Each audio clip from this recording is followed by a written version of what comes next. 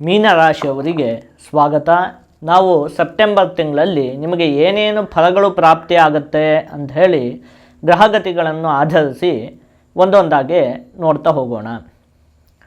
ಅದಕ್ಕಿಂತಲೂ ಮೊದಲು ನಾವು ಒಂದು ವಿಷಯನ ತಿಳ್ಕೊಳ್ಬೇಕು. ಅದೇನು ಅಂತ ಹೇಳಿದರೆ, ನಿಮಗೆ ಗೊತ್ತಿದೆ, ಹೇಗೂ ನಿಮಗೆ ಈಗ ಸಾಡೆ ಸಾತಿ ನಡೀತಾ ಇರುವಂಥದ್ದು. ಆ ಸಾಡೆ ಸಾತಿಯಲ್ಲೂ ಕೂಡ ಜನ್ಮಶನಿ ಅಂತ ಹೇಳುವಂಥದ್ದು ನಡೀತಾ ಇದೆ. ನೋಡಿ, ಈ ಸಾಡೆ ಸಾತಿ ನಡೆಯುವಾಗಲೇ ಅದರಲ್ಲೂ ಕೂಡ ಈ ಜನ್ಮಶನಿ ನಡೆಯುವಂತಹ ಸಂದರ್ಭದಲ್ಲಿ ಮುಖ್ಯವಾಗಿ ಮನಸ್ಸಿಗೆ ತುಂಬ ಚಿಂತೆಗಳು ಕಾಡುತ್ತೆ.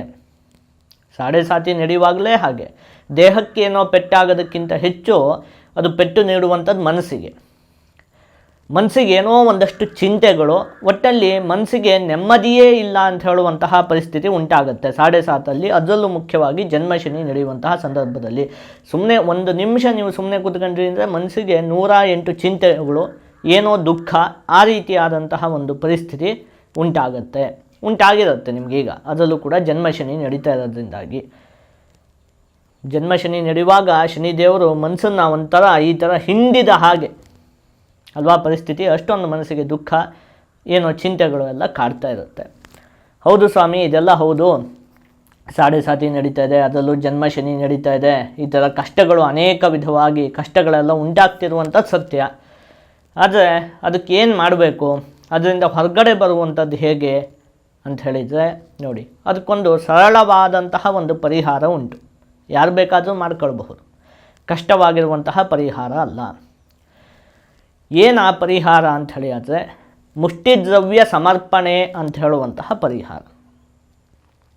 ಈ ಪರಿಹಾರ ಏನು, ಇದನ್ನು ಹೇಗೆ ಮಾಡುವಂಥದ್ದು, ಯಾವತ್ತು ಮಾಡಬೇಕು ಇತ್ಯಾದಿ ಎಲ್ಲ ವಿಚಾರಗಳನ್ನು ಕೂಡ ನಾನು ಈ ಒಂದು ವಿಡಿಯೋದಲ್ಲಿ ಸಂಪೂರ್ಣವಾಗಿ ವಿಸ್ತಾರವಾಗಿ ನಿಮಗೆ ತಿಳಿಸ್ಕೊಡ್ತೀನಿ. ನಾವು ಮೊದಲು ಈ ಸೆಪ್ಟೆಂಬರ್ ತಿಂಗಳಲ್ಲಿ ನಿಮಗೆ ಏನೇನು ಫಲಗಳು ಪ್ರಾಪ್ತಿಯಾಗುತ್ತೆ ಅದನ್ನು ಸಂಕ್ಷಿಪ್ತವಾಗಿ ನೋಡ್ಕೊಂಬಿಡೋಣ.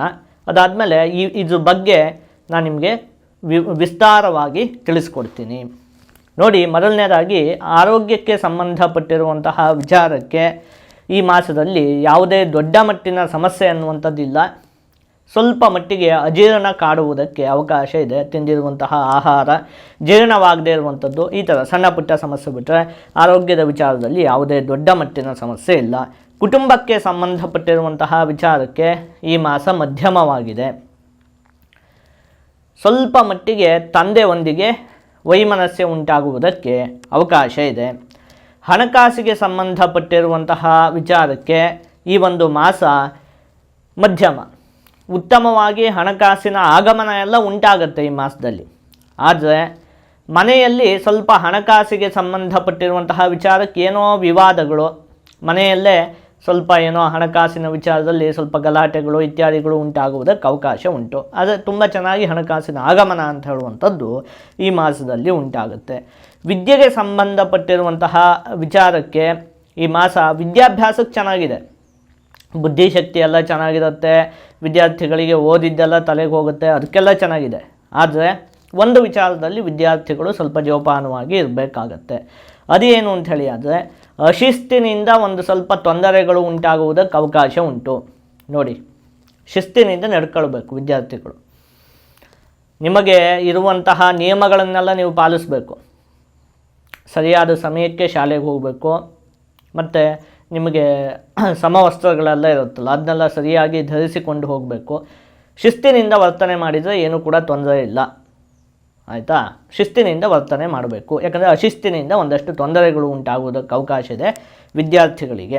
ಉದ್ಯೋಗಕ್ಕೆ ಸಂಬಂಧಪಟ್ಟಿರುವಂತಹ ವಿಚಾರಕ್ಕೆ ಈ ಮಾಸ ಉತ್ತಮವಾಗಿದೆ. ಉದ್ಯೋಗದ ವಿಚಾರದಲ್ಲೆಲ್ಲ ಅಭಿವೃದ್ಧಿ ಉಂಟಾಗುತ್ತೆ. ಪಾಲುದಾರಿಕೆ ವ್ಯವಹಾರವನ್ನು ಮಾಡ್ತಾ ಇರುವಂತಹ ವ್ಯಕ್ತಿಗಳಿಗೆ ಈ ಮಾಸ ಅತ್ಯಂತ ಉತ್ತಮವಾಗಿದೆ. ಒಟ್ಟಿನಲ್ಲಿ ಉದ್ಯೋಗದ ವಿಚಾರಕ್ಕೆ ಯಾವುದೇ ದೊಡ್ಡ ಮಟ್ಟಿನ ಸಮಸ್ಯೆ ಅಂತ ಹೇಳುವಂಥದ್ದು ಈ ಮಾಸದಲ್ಲಿ ಇಲ್ಲ. ಮುಖ್ಯವಾಗಿ ನೀವು ಕಠಿಣವಾಗುವುದರಿಂದಲೇ ಕೆಲವೊಂದಷ್ಟು ಸಮಸ್ಯೆಗಳು ಬಗೆಹರಿಯುತ್ತೆ ಈ ಮಾಸದಲ್ಲಿ. ಮೀನರಾಶಿಯವರದ್ದು ಸ್ವಭಾವ ಹೇಗೆ ಅಂತ ಹೇಳಿ ಆದರೆ, ಒಂದು ರೀತಿ ಶಾಂತವಾದಂತಹ ಸ್ವಭಾವ. ಯಾರಿಗೋ ಬೈಯೋದಾಗಲಿ, ಯಾರ ಜೊತೆ ಗಲಾಟೆ ಮಾಡೋದಾಗಲಿ ಅದೆಲ್ಲ ಅಷ್ಟೊಂದು ಇಷ್ಟ ಆಗೋದಿಲ್ಲ. ಆದಷ್ಟು ನೀವು ಅದನ್ನು ತಪ್ಪಿಸ್ತೀರಿ, ಬೇಡ ಅಂಥೇಳಿ. ಆದರೆ ನಿಮ್ಮ ಈ ಒಂದು ಒಳ್ಳೆಯ ಸ್ವಭಾವವನ್ನೇ, ನಿಮ್ಮ ಈ ಒಂದು ಮೃದುವಾದ ಸ್ವಭಾವವನ್ನೇ ಕೆಲವರು ಬಳಸ್ಕೊಂಡು ಬೇಕಾದಂಗೆ ಆಟ ಆಡ್ತಿರ್ತಾರೆ.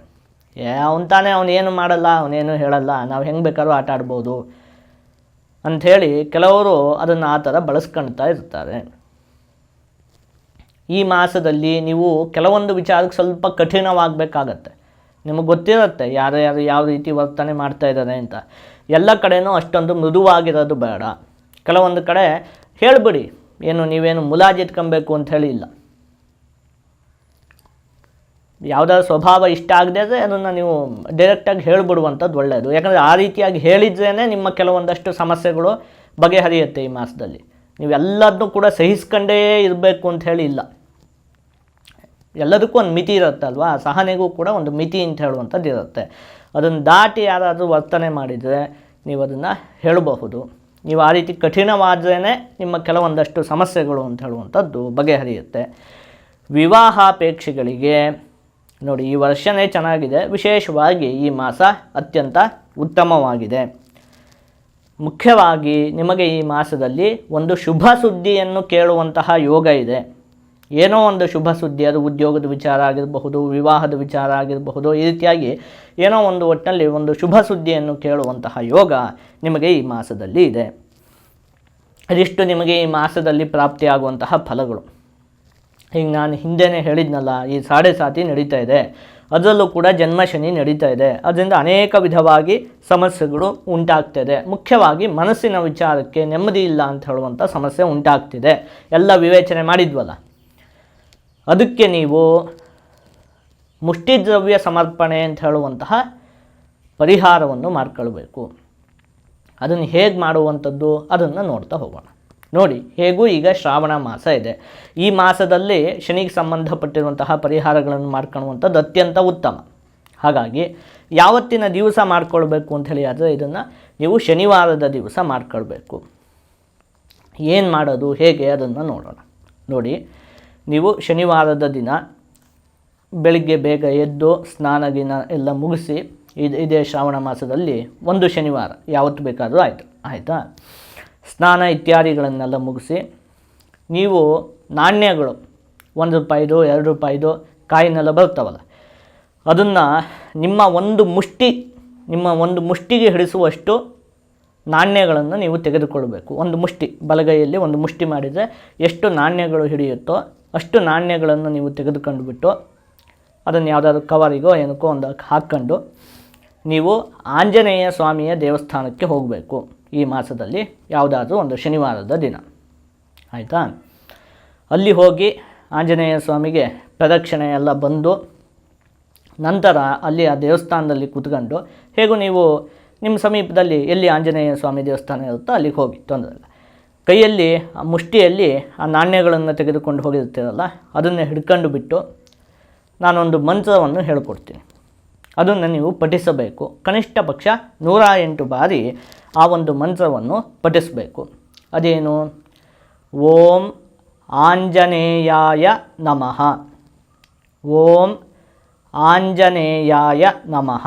ಈ ಒಂದು ಮಂತ್ರವನ್ನು ನೀವು ಕನಿಷ್ಠ ಪಕ್ಷ 108 ಬಾರಿ ಪಠಿಸಬೇಕು. ಅಲ್ಲೇ ದೇವಸ್ಥಾನದಲ್ಲೇ ಕೂತ್ಕೊಂಡ್ಬಿಟ್ಟು, ಜೊತೆಗೆ ಕೈಯಲ್ಲಿ ನೀವು ಒಂದು ಮುಷ್ಟಿಯಲ್ಲಿ ನೀವು ತಗೊಂಡು ಹೋಗಿರ್ತೀರಲ್ಲ ಕಾಯಿನ್ಗಳು, ನಾಣ್ಯಗಳು, ಅದನ್ನು ಹಿಡ್ಕೊಂಡಿರಬೇಕು. ಅದೇನು 1 ರೂಪಾಯಿದಾಗಲಿ 2 ರೂಪಾಯಿದಾಗಲಿ 5 ರೂಪಾಯಿದಾಗಲಿ ತೊಂದರೆ ಇಲ್ಲ, ನಿಮ್ಮ ಒಂದು ಮುಷ್ಟಿಗೆ ಅಷ್ಟು ಪಠಣೆಯನ್ನು ಮಾಡಿ ಆ ಒಂದು ನಾಣ್ಯವನ್ನು ನೀವು ಸೀದಾ ತಗೊಂಡು ಹೋಗಿ ಆ ದೇವಸ್ಥಾನದಲ್ಲಿ ಕಾಣಿಕೆ ಹುಂಡಿ ಇರುತ್ತಲ್ಲ, ಆ ಕಾಣಿಕೆ ಹುಂಡಿಗೆ ಹಾಕಿಬಿಟ್ಟು ಆಂಜನೇಯ ಸ್ವಾಮಿಯಲ್ಲಿ ಈ 7.5 ಉಂಟಾಗ್ತಿರುವಂತಹ ಎಲ್ಲ ಒಂದು ಸಮಸ್ಯೆಗಳನ್ನು ಕೂಡ ಬಗೆಹರಿಸ್ಕೊಡ್ಬೇಕು ಅಂಥೇಳಿ ಪ್ರಾರ್ಥನೆಯನ್ನು ಮಾಡಿ ನಂತರ ನೀವು ಮನೆಗೆ ಬರುವಂಥದ್ದು. ಯಾವುದಾದ್ರೂ ಒಂದು ಶನಿವಾರ ಮಾಡಿದರೆ ಸಾಕಾಗುತ್ತೆ. ಇದನ್ನು ಮಾಡೋದಕ್ಕೆ ಕೆಲವೊಂದಷ್ಟು ನಿಯಮಗಳಿದ್ದಾವೆ. ಮುಖ್ಯವಾಗಿ ನೀವು 3 ನಿಯಮಗಳನ್ನು ಚಾಚು ತಪ್ಪದೆ ಪಾಲನೆ ಮಾಡಬೇಕಾಗತ್ತೆ. ಅದರಲ್ಲಿ 1ನೇ ನಿಯಮ ಏನು ಅಂತ ಹೇಳಿದರೆ, ನೀವು ಆ ನಾಣ್ಯಗಳನ್ನು ಲೆಕ್ಕ ಮಾಡೋ ಹಾಗಿಲ್ಲ. ಒಂದು ಮುಷ್ಟಿಗೆ ಎಷ್ಟು ಸಿಗುತ್ತೋ ಅಷ್ಟು, ನಾನು ಕರೆಕ್ಟು 28 ನಾಣ್ಯ ತಗೊಂಡೋಗ್ತೀನಿ, 21 ತಗೊಂಡೋಗ್ತೀನಿ ಅಂಥೇಳಿ ನೀವು ಲೆಕ್ಕ ಮಾಡೋ ಹಾಗಿಲ್ಲ. ನೀವು ಒಂದಷ್ಟು ನಾಣ್ಯ ಇಟ್ಕೊಂಡು ನಿಮ್ಮ ಮುಷ್ಟಿಲಿ ಎಷ್ಟು ನಾಣ್ಯ ಸಿಗುತ್ತೋ ಅಷ್ಟು ನಾಣ್ಯ, ಅದನ್ನು ಮತ್ತೆ ಲೆಕ್ಕ ಮಾಡುವ ಹಾಗೆ ಇಲ್ಲ, ಆಯಿತಾ. ಒಂದು ಮುಷ್ಟಿಯಲ್ಲಿರುವಷ್ಟು ನಾಣ್ಯ. ಇನ್ನು ಬೆಳಿಗ್ಗೆ ಎದ್ದು ಸ್ನಾನ ಇತ್ಯಾದಿಗಳನ್ನು ಮಾಡಿ ಎಲ್ಲಿವರೆಗೆ ನೀವು ಈ ನಾಣ್ಯವನ್ನು ಸಮರ್ಪಣೆ ಮಾಡ್ತೀರೋ ಅಲ್ಲಿವರೆಗೂ ಕೂಡ ನೀವು ಮೌನವಾಗಿರಬೇಕು. ಬೇರೆ ಏನನ್ನೂ ಕೂಡ ಮಾತಾಡುವ ಹಾಗಿಲ್ಲ. ಈಗ ನಾನು ಹೇಳಿರುವಂಥ ಮಂತ್ರದ ಒಂದು ಪಠಣೆಯನ್ನು ಮಾಡಬಹುದು ಬಿಟ್ಟರೆ ಬೇರೆ ಯಾರ ಜೊತೆಗೂ ಬೇರೆ ಯಾವುದೋ ಲೌಕಿಕವಾದ ವ್ಯವಹಾರವನ್ನು ಮಾತಾಡುವಂಥದ್ದು ಬೇರೆ ಯಾವುದನ್ನು ಕೂಡ ಮಾಡೋ ಹಾಗಿಲ್ಲ. ಇನ್ನು ಇದನ್ನು ಬೆಳಗ್ಗೆನೇ ಮಾಡಬೇಕು, ಬೆಳಿಗ್ಗೆ ಹೊತ್ತೇ ಇದನ್ನು ಮಾಡಬೇಕಾಗತ್ತೆ. ಇದನ್ನೆಲ್ಲ ಮಾಡಿ ಮುಗಿಸಿ ನಂತರ ಮನೆಗೆ ಬಂದ ಮೇಲೆ ನೀವು ತಿಂಡಿ ಎಲ್ಲ ತಿನ್ನಬಹುದು ಆ ರೀತಿಯಾಗಿ. ಆಯಿತಾ? ಇವು 3 ನಿಯಮಗಳನ್ನು ನೀವು ಪಾಲನೆ ಮಾಡಿ ಇದನ್ನು ಮಾಡಿದರೆ ನಿಮಗೆ ಸಾಡೆ ಸಾತಿನಿಂದ ಏನೇನು ಸಮಸ್ಯೆಗಳು ಉಂಟಾಗ್ತಾ ಇದೆಯೋ ಹಿಂದೆಲ್ಲ ಯೋಚನೆ ಮಾಡಿದ್ರು ಆ ಎಲ್ಲ ಸಮಸ್ಯೆಗಳು ಕೂಡ ನಿಶ್ಚಯವಾಗಿ ಕಮ್ಮಿ ಆಗುತ್ತೆ. ಯಾಕೆ ಹೇಳಿ? ನೀವು ಮುಷ್ಟಿಯಲ್ಲಿ ದ್ರವ್ಯ ಅಂದರೆ ಹೇಳಿದರೆ ಹಣವನ್ನು ನಾಣ್ಯವನ್ನು ಹಿಡಿದು ಆ ಒಂದು ಆಂಜನೇಯ ಸ್ವಾಮಿಯ ಒಂದು ಮಂತ್ರವನ್ನು ಪಠನೆ ಮಾಡಿ ಕಾಣಿಕೆ ಹುಂಡಿಗೆ ಮುಷ್ಟಿಯನ್ನು ಬಿಚ್ಚಿ ಹಾಕ್ತಿರಲ್ಲ, ಹಾಗೆ ಆ ಶನಿಯೂ ಕೂಡ ನಿಮ್ಮನ್ನು ಅವನ ಮುಷ್ಟಿಯಲ್ಲಿ ಹೀಗೆ ಹಿಡ್ಕೊಂಡಿದ್ದಾನಲ್ಲ, ಈಗ ಜನ್ಮಶನಿ ನಡೀತಾ ಇದೆಯಲ್ಲ, ಅದನ್ನು ಕೂಡ ಅವನು ಹಾಗೆ ಬಿಡ್ತಾನೆ. ನೀವು ಆಂಜನೇಯ ಸ್ವಾಮಿಯನ್ನು ಈ ರೀತಿಯಾಗಿ ಸ್ಮರಣೆ ಮಾಡುವುದರಿಂದಾಗಿ ಇದು ಅತ್ಯಂತ ಪರಿಣಾಮವನ್ನು ಬೀರುವಂತಹ ಪ್ರಯೋಗ. ಮುಷ್ಟಿ ದ್ರವ್ಯ ಸಮರ್ಪಣೆ, ಒಂದು ಮುಷ್ಟಿಯಲ್ಲಿ ಆಗುವಷ್ಟು ದ್ರವ್ಯ ಹಣ ಅದರದ್ದು ಒಂದು ಸಮರ್ಪಣೆಯನ್ನು ಮಾಡುವಂಥದ್ದು, ಸಂಪತ್ತಿನ ಸಮರ್ಪಣೆಯನ್ನು ಮಾಡುವಂಥದ್ದು. ನಿಷ್ಠೆಯಿಂದ ಮಾಡಬೇಕು. ಏನು ಮಾಡಿದರೂ ಕೂಡ ಭಕ್ತಿ ಮುಖ್ಯ.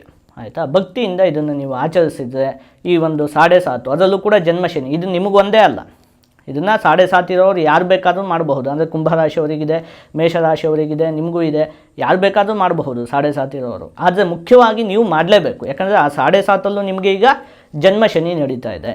ಹಾಗಾಗಿ ಅದರಲ್ಲೂ ಈ ಮಾಸದಲ್ಲಿ ಅದನ್ನು ಮಾಡ್ಕೊಳ್ಳುವಂಥದ್ದು, ಬೇರೆ ಮಾಸದಲ್ಲೂ ಮಾಡಬಹುದು, ಏನು ತೊಂದರೆ ಇಲ್ಲ. ಈ ಮಾಸದಲ್ಲಿ ಅದನ್ನು ಮಾಡ್ಕೊಳ್ಳುವಂಥದ್ದು ಇನ್ನೂ ಕೂಡ ವಿಶೇಷ. ಹಾಗಾಗಿ ಇದನ್ನು ನೀವು ಚಾಚೂ ತಪ್ಪದೆ ಪಾಲನೆ ಮಾಡಿ. ಇದರಿಂದ ನಿಮಗೆ ಎಷ್ಟೋ ಮಟ್ಟಿಗೆ ನಿಮಗೆ ಅನುಭವಕ್ಕೆ ಬರುತ್ತೆ. ನಾನು ಇದ್ರ ಬಗ್ಗೆ ಬೇರೆ ಏನೂ ಮಾತಾಡೋದಿಲ್ಲ. ಇದು ತುಂಬ ಅನುಭವದಲ್ಲಿರುವಂತಹ ಪ್ರಯೋಗ. ನೀವು ಮಾಡಿ ನೋಡಿ ಅಷ್ಟೇ, ನಿಮಗೆ ಇದ್ರದ್ದು ಒಂದು ಅನುಭವ ಅಂತ ಹೇಳುವಂಥದ್ದು ಗೊತ್ತಾಗುತ್ತೆ. ಜೊತೆಗೆ ನಿಮ್ಮ ಸುತ್ತಮುತ್ತ ಇರುವಂತಹ ಮೀನರಾಶಿಯವರಿಗೂ ಕೂಡ ಈ ಒಂದು ವಿಚಾರವನ್ನು ತಿಳಿಸಿ, ಅವರು ಕೂಡ ಇದನ್ನು ಪಾಲನೆ ಮಾಡಲಿ ಅಲ್ವಾ. ಇನ್ನೊಬ್ಬರಿಗೆ ನಾವು ಸಹಾಯ ಮಾಡಿದರೂ ಕೂಡ ಅದರಿಂದ ಕೂಡ ನಮಗೆ ಪುಣ್ಯ ಸಿಗುತ್ತೆ ಅಲ್ವಾ. ಪಾಪ ಅವರಿಗೂ ಕೂಡ ಈ ಒಂದು ಸಾಡೆ ಸಾತಿ ಅದರಲ್ಲೂ ಜನ್ಮಶನಿಯಿಂದ ತುಂಬ ತೊಂದರೆಗಳು ಉಂಟಾಗ್ತಿರುತ್ತೆ, ಅವರಿಗೂ ಕೂಡ ಒಳ್ಳೆಯದಾಗಲಿ. ಒಟ್ಟಲ್ಲಿ ಈ ಒಂದು ಪ್ರಯೋಗವನ್ನು, ಈ ಒಂದು ಪರಿಹಾರವನ್ನು ನೀವು ಚಾಚೂ ತಪ್ಪದೆ ಪಾಲನೆ ಮಾಡಿ.